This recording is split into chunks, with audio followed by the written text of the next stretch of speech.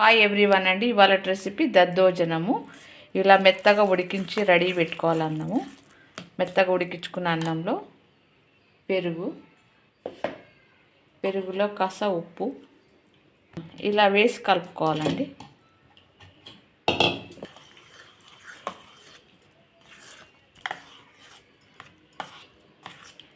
ఇలా కలుపుకోవాలండి. కలుపుకున్నాక మిరియాలు ఇలా నలగొట్టాలి. నలగొట్టి వేసుకోవాలి.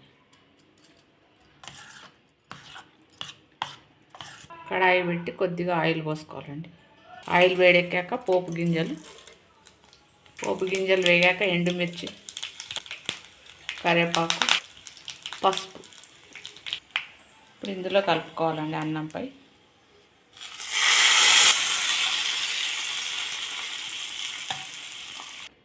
దద్దోజనం రెడీ అండి. ఈ వీడియో చూసి మీరు కూడా ఇలాగ చేసుకోండి. Please subscribe. Thank you.